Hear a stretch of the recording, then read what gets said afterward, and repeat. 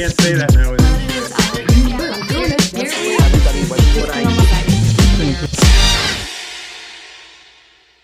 Hi, everyone. I'm Lisa Rosenthal, and I'm joined with my partner and co-founder of the Ultimate Client Strategy podcast, Bruce Libman. And today we're joined by Jennifer Cassidy, who has been a longtime colleague. So I'm so happy you're here today, Jen. Welcome. Thank you. Very happy to be here. Nice to see both of you. Yes, it's been a long time. I mean, it's going on, I think, 14 years. It's a long time. When we first met, the first iteration of both of us, when we met, we're a far cry from where we were when we first met 14 years ago. Absolutely. I was one of the youngins when who didn't know much about networking until I met the two of you, right? So. But you're such a natural, no doubt it comes very naturally and easy for you. It's a matter of, I think, sometimes just framing it, right? And framing the outcomes and what you're looking for, because the actual interaction piece comes very easy to you, right? So, but it's a long time, and now I'm so grateful and really not surprised at all, but grateful you've taken all that skill and talent and you are continuing to pass the torch and teach other people to do what you do naturally. You've taken all those lessons, all that learning, all the relationships, all the everything, and now you're pouring it back into your community. Absolutely. You always have to teach, right? Can't hold on to the knowledge yourself. You have to give it away to other people. Yes. So before we get any further, why don't you go ahead and introduce yourself, your professional self, and share with people a little bit more. And maybe when I say you're pouring into community, share that part of what you do as well.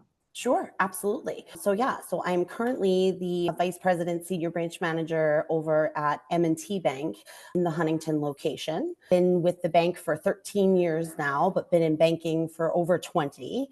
And really, right, when I think about banking, I always think about banking is the same, right? Everywhere, no matter where you go, you're going to get similar products, similar services, but really, what separates the organization is the people. Right. And how they build relationships and really my goal has always been to turn banking into a relationship, a professional relationship, as you would have with your attorney, with your CPA, things like that, because it's really going to be the person that's on the ground helping you with your day-to-day running your business. So that's really been a passion of mine. And I'm blessed to work for companies that allow me to get out into the community, and they encourage that. And I've been with multiple, nonprofit organizations, and now currently the chairwoman of the Huntington Township Chamber of Commerce for the last 2 years. Been involved with them since 2007. So another long-term group. And it just gives me the ability to take what I've learned, right, on a scale of working with small businesses through the community to really help them understand how to market themselves, how to market their business, how can we as an organization support their business within the community and drive people into their locations and get creative about it, right? You have the business who has the tiny store that maybe can't fit 40 people for an event, but how are we going to get people into there differently, right? So that's really a passion of mine, really helping small business grow, helping them develop, helping them start from scratch even. We've had the opportunity to do that, so it's really fun. Chris, you had a question for Jen. Yes, I do. All right. Jen, what do you do strategically to maintain your client base and relationships?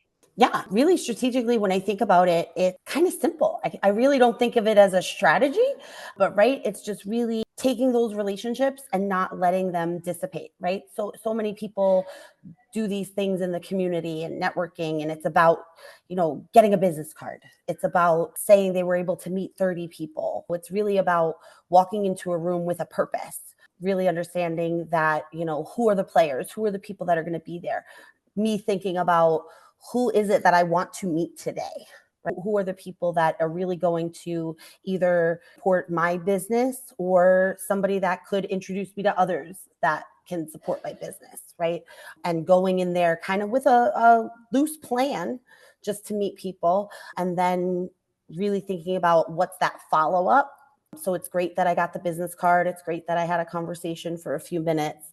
But then what's my strategy around following up with them and making sure we're meeting and connecting one-on-one, because it's so important, because that's when you really find out, right? If you can work together, if you have a vibe, if you have synergy, really understanding the other person and their business and how it can support my business and how my business can support them. And really just, continuing to maintain that. You have to maintain those things. It takes a long time. It takes a long time. So you have to have consistency when doing it. You're not going to meet somebody one-on-one and then all of a sudden next week you have, 50 referrals coming back and forth, right? It's about doing the right thing, being a support, being an ear, being available for advice, and eventually it all comes together. And if you're meant to work together, you will, because you've developed that relationship. And like I said, that's it, really consistency. Without that consistency and a purpose, you can't just walk in to a room expecting you're going to have a glass of wine, a piece of cheese, and say hello to a few people and say, oh, I had a successful night because I got 25 business cards. It doesn't always work that way. It takes time, especially as a young person, professional young person, to learn that it's not about collecting cards, right? It takes time to learn that, because as a young professional, it's really hard to walk into that room and engage. And the fact that you were able to do it and you walk away with 20 cards, there's a real value to being able to do that, but that's just the first step. And one of the things I love about your strategy, and I don't know if it's even a conscious strategy or just what has developed and evolved for you over the years, you are sincerely part of your community. So you're not just involved in the chamber, but it's where you live, it's where you work, those are your friends, those are the businesses you frequent, right, that you support. And I know that because I know you for many years. I know many of the people you work with. I've had personal experience with you. I understand that when one of your clients really needs something, if it's Saturday afternoon and they need it, right, because the CPA is working on it over the weekend, and by Monday morning, there's a package that has to go somewhere to someone, and your information is a key part of that, that client doesn't wait until Monday when the door opens at the bank again. There's a real value in having a personal banker for your business, a business banker. Yeah. In a relationship with somebody, because if you are a business owner, things come up in times and places, not just around tax season, not just around, a purchase or a sale, but all the time. And it's really critically important to have a banker that you can pick the phone up and call and say, hey, I really need help with this. This is what I'm missing. This is what I need, right? And as a business owner, if you're not sure what that is, Jen knows what they need. Tell her what's happening, and she knows exactly what they need. But, that's one of the things that makes you successful, is that integration of your life. It's not a job, it's your life. No. Right. And that's it. You have to have the passion about it. You have to look at people as a person, right? Their business, genuinely care about their business. I want to know about it. They're not just an account number. They're not just a dollar amount, right? The business that just starts and has maybe $200 sitting in their account for 2 months gets the same thing as the business owner that's been around for 30 years and has millions of dollars in their account, right?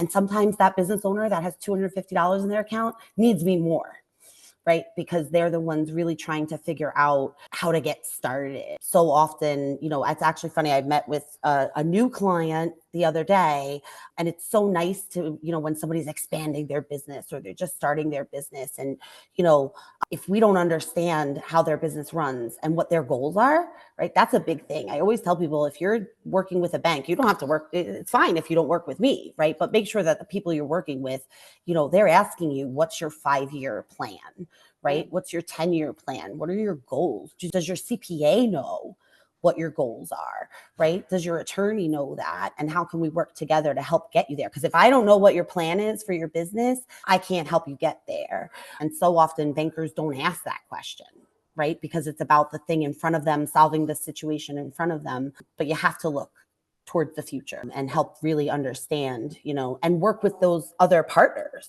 right? And you have to I'm so blessed, especially through this group, the group that, we're with, to have people that have that same passion, business owner myself, right? I'm aligning myself with people who work the same way that I do.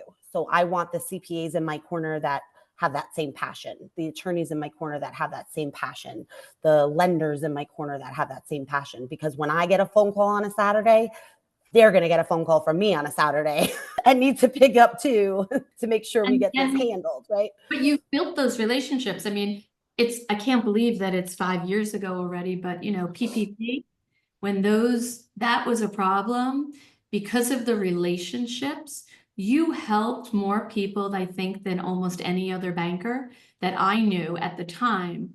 I mean, you and I were on the phone sometimes at midnight, just this is the application, this is what has to be done. That was a crazy time, but when those things happen, it really shows people's true colors. And you shined, my friend, brighter than any star. You were remarkable. You helped in a way, even people that weren't your clients.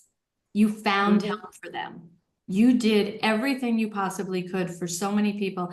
And I don't know what the number would be, but there are people that businesses survived and people who were able to continue to pay their employees and maintain during a time where it was incredibly uncertain because of the work you do, the passion you have. I'm thanking you publicly for all of that effort. It was nothing short of remarkable to watch, and it was a pleasure to work with you. Well, thank you. And right, and again, those partnerships, right? I think about Gary, I probably talked to him 6 times an hour, because he, as a CPA, had that same passion and drive to want to help his clients, right? Getting calls from attorneys within the group to say, how can we get this done? So everybody was working on all cylinders, and that's the team that you need behind you, right? None of us can do this on our own without the relationships, without that, and having people in your corner that have that same drive and same goals. It's hard to be able to help your clients without that unit. It takes a village. In our world, you are, one of the village leaders, and we really appreciate that from you. But I have a whole nother question for you, because now that everybody knows how great you are professionally and what you do, it's awesome. And we know you have a passion for community. So I've been to nonprofit charitable events with you raising money. I know you do that for an endless variety of people. But other than all of that, personally, what's a high-level skill that you have, or a passion, something you love to do that's outside of the work you do every day? Let's see, what passion. I mean, honestly, I have to say, right? Like, my family and my friends are probably my biggest passion, right? Talking about my other village outside of my business village, right? The people that, I have my cute, sweet little nephew who's 4 years old, and I love him to death, and, can't live without him. And he makes me happy and brings lots of joy to me. And so the more time I get to spend with him and my nieces and other nieces and nephews, right, the more joy I feel, and the more keeps me going, even on a business perspective, right? And don't think I'm already not getting them involved in the stuff that I'm doing. Those kids are, volunteers. The 12-year-old niece who was volunteering with me at everything all the time. And it's cool to see that she has a passion about that too, right? To be able to give back and do things, because it really does help you, not only professionally, but it does help you personally, right? To really be able to, the relationships that I've developed, so many are friends now, right? And they've brought so much into my life as friends that started as, a business colleague or somebody that I met through networking or something like that. It's really built that tribe of people that support professionally and personally. Well, I'm just share this because I'm the adult that your 12-year-old niece is going to grow up to be, because I was voluntold since I was 5 and stuffing envelopes for nonprofits, and it was my mom's passion. And she was very goal oriented. So she raised a lot of money for a lot of nonprofit organizations, ultimately made it her career. So she was executive director for a lot of nonprofits. But I grew up, as I always say, going to every a-thon there was. On walk-a-thon, read-a-thon, like whatever it was, if it was a pogo stick, whatever it was that they were going to create an event around, I I participated. And now I think our events are a little more sophisticated than some of the things that we used to do. But endlessly, you know, what it taught me was that how important community was, how blessed I was that I didn't have a lot of the challenges that some of the other people that I was helping with organizations that I, you know, learned about had. And that was a real blessing. And, you know, I think that there's endless values that are instilled in young people when you share what it looks like to give back and whatever that looks like, you know. But when you show up and you give time and you give of yourself, you know, there's a real value to that. Oh, absolutely. Right. I think that, you know, we had an event at a youth agency yesterday, right? They had a volunteer appreciation day. And, you know, one of the things I really thought of was, right, these kids who have struggles now and are leveraging some of these agencies, you know, in the community to help them without the people volunteering and doing these things, right? These kids are our next leaders, right? These kids are our next entrepreneurs. They're the next ones that might want to start a business. And without the support of the professional community coming out and educating them and guiding them and giving them the support they need, right? How many people may not have been, you know, they could be the next creator of the next big thing, but if they didn't get the support from their community, right, they might not do it. They might not know they have the ability to do it. Right. So supporting our communities as business professionals is so important to kind of keep that, you know, dream alive. You see these kids that, you know, they're having an entrepreneur bazaar over the weekend where these kids make their own stuff and they're selling them and they're learning about business. And it's so cool, right, to see how, you know, yeah, these kids might be the next jewelry store owner, or they might be the next, you know, creator of an Apple type of, you know, scenario. So it's just cool to see and to watch and to be able to be a part of it. And I think that comes back to you, that you really want to do it. And people, right, visibility is always the key, and not visibility just for yourself, but visibility for, you know, what you're doing. And I think that helps develop relationships too, right? When they start to see it from the background, what you as a person and how you're leveraging your company to support the community and to support the youth, support, you know, food insecurity, things like that, then those are the people that are going to look to do business with in the future, because they've developed that trust, they've developed that rapport, and they know you're not there just for your own gain. You're there, you know, to help everybody. 100%. I mean, Bruce, you can talk and speak to that, you know, what it looks like to be a young person in a difficult situation looking forward, right? Entrepreneurship, you always say, is definitely not for everyone. I completely agree with that. No, I think entrepreneurship is a gene that a person has. All right. I think that we need people that deliver mail. We need people that are working for UPS, and we need all those people too. All right. But there's certain people that have a gene. All right. And it's an itch that attracts you. And I think that, and you're going to lose and you're going to win, and you're going to lose and you're going to win. Right. But if it wasn't for entrepreneurship, I mean, our country would be in very sad shape. All right. And, you know, and it's a mindset too. Jen has a mindset of a commitment that she takes her profession to another level. Because I believe, you know, what attracts you to being a banker? I don't know, you know, but she made sure that she wanted to take that career and go as far as she possibly could. That's entrepreneur. That's the person that says, you know, I'm not satisfied at this level. I've got more steps to run, and I'm going to go. That's what makes her happy with what she does. All right, gives her personal satisfaction, and you need that in your life. All right, you need to, you know, love what you do and love yourself while you're doing it. Not everybody can do that. It's not always there. So, Jen, what would one piece of knowledge or a pearl of wisdom would you give to somebody who's considering starting a business for the first time? Doesn't necessarily have to be a young person, but it could be somebody who's been in corporate and they're going to step out on their own, right? What's one pearl of wisdom or piece of advice you might give to them? Find an advocate and be an advocate for yourself, right? Find that person who's going to also speak about you in rooms when you're not there, right? Find that person who's, maybe a mentor that will advocate for you, right? I always say that's how I grew in my career, right? I found that person that was going to, share advice with me and help guide me and advocate for me when I couldn't advocate for myself, but also give me the drive to advocate for myself, right? And to speak up. Because I think if you're passionate about something and you want to take it to the next level, right, you have to continue to look at how are you developing relationships, right? Who are you developing relationships with?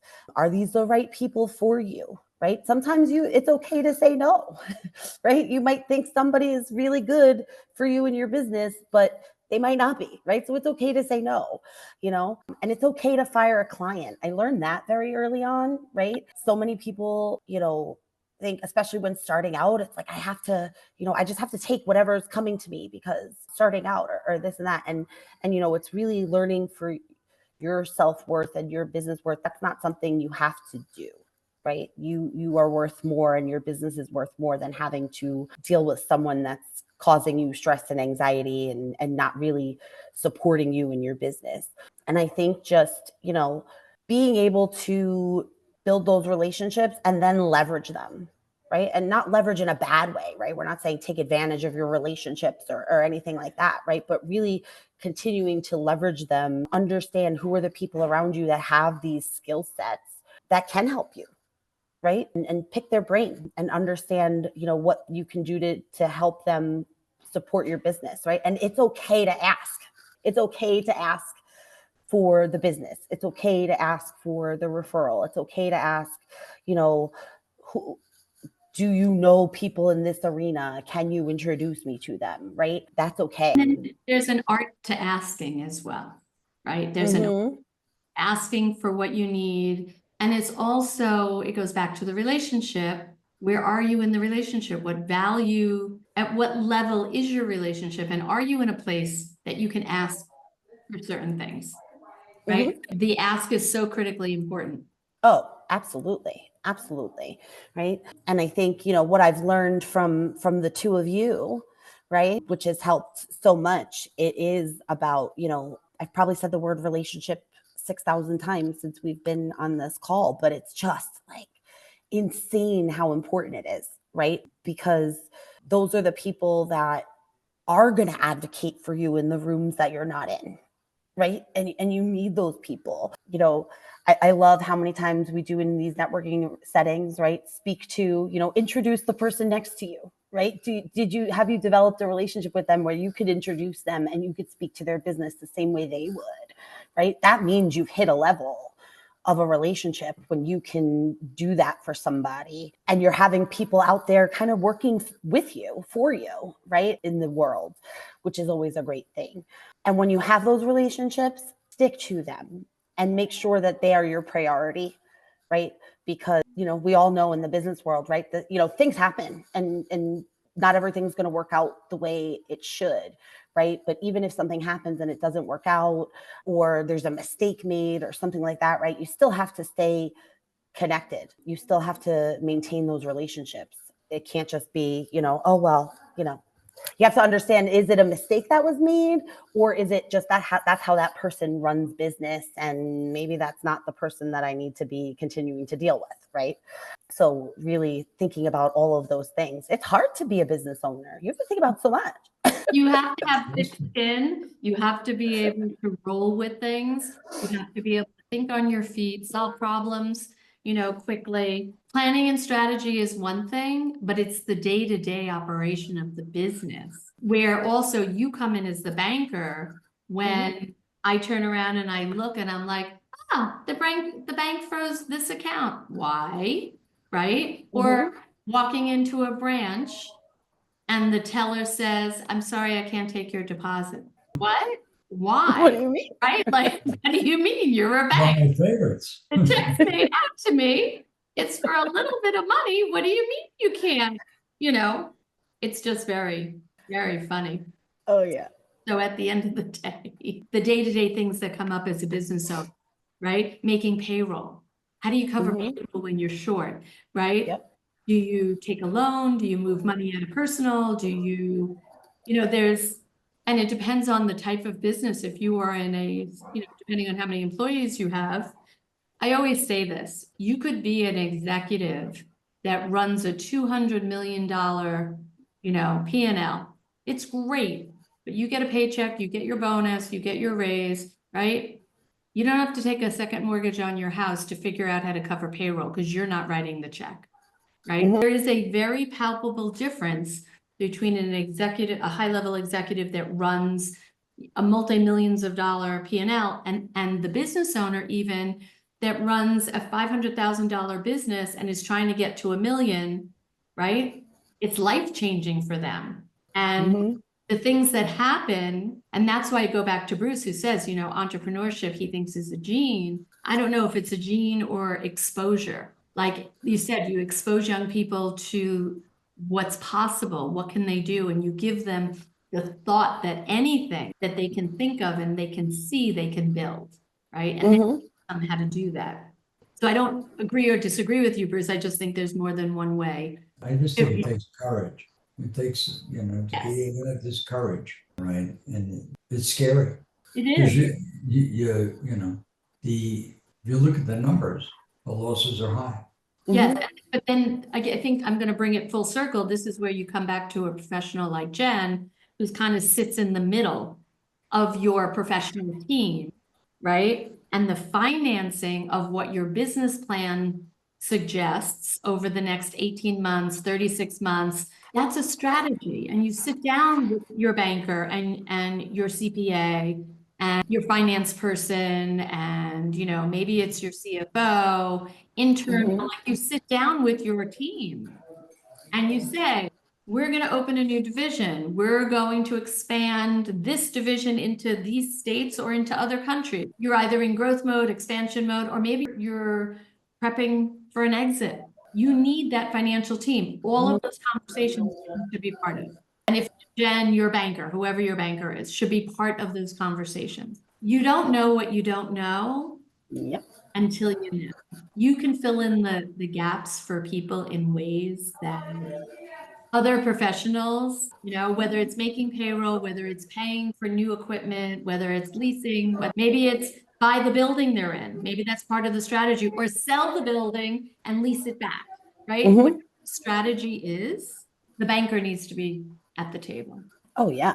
I mean, perfect example. I think about, right, the client that's just, looking to expand his business and just moved over here as a bank, was using another bank, and just asking questions about, what they do, how they manage their accounts. He said, yeah, I build up my savings, and then when I have enough, I might use it to buy equipment or something like that. And I was like, no. And he goes, what do you mean? And I said, no. I said, nobody's ever talked to you about like equipment financing or leveraging like a line or something like that to do that. I said, you don't want to be cash poor, right? You've worked so hard to build up that cash for yourself. You want to maintain. He's like, nobody's ever said that to me. And I'm like, right, because has anybody ever asked you the question? Right. And then And you that's can the thing. help him get to that result faster. He doesn't need to wait. You need equipment today, finance the equipment, let's get it done, Yep. right? So you have what you need to continue to grow and Yeah. expand, and you don't have to wait. Yeah. I tell business owners, if your financial professional is not asking you questions and they are just taking orders from you, that is not your person. Right? If you're walking in saying, oh, I want a line of credit, and they say, okay, here's the application, wrong. That's the wrong answer, right? It's, well, what are you looking to do? Right? Why Right. do you think you need it? And maybe there's alternative options, so many people, business owners, I always tell them, you do what you do well, right? I can't do what you do. I don't have, I can't do construction. I can't do, I'm not an attorney. I'm not, a doctor, right? So that's what you do. But then this is what I do. So you need to lean on me, right? And if the person that does what I do is not asking you those questions, then that should not be your person, right? And if you walk into your bank, my favorite thing is, and I did learn this from Ray, I'll give him the shout out, my original mentor, right? But, if you walk into your bank, if somebody asks you, who's your banker, and you say, oh, I bank with Citibank, that's the wrong answer, right? Because it should be, oh, I bank with Susie, oh, I bank with Joe, right? And if you don't know that person, even from a personal perspective, I've been doing a lot of seminars around fraud for seniors in the community. And I even tell them, right, you're not a business owner or everything, but for our seniors, make sure somebody in that bank knows who you are, right? Make sure somebody knows who your children are. Make sure somebody knows, these things so that they can help you identify fraud, right? But Jen, I will say this, and this is kudos to you. And I know you and I know the different iterations of in your career, but part of the problem is when you walk into any branch in most banks, they don't really care who you are. Yeah. So when I make a phone call and I say, this is so-and-so, well, you'll have to come in. I don't know you. And then I'm like, okay, I've actually said this years past, but call Jen Cassidy. She knows exactly who I am, right? And I mean, I wish we're in different states now, but the relationship, I know how you handle the people you work with, and it's really great. So I hope that your current employer allows you to do training of your colleagues to help them understand what you know. It will only make them stronger as an entity. Or Absolutely. people did what you do. And I'm so grateful we're here today. It was so much fun to chat with you. Yeah, it really was. How do people find you? How do people find me? Yeah, how do they contact you if they'd like to talk? Yeah, absolutely. So I have my direct email is jcassidy1@mtb.com. My phone number is 631-812-2501. You can also find me on LinkedIn. I did not come prepared with my LinkedIn handle, but you can probably search for me.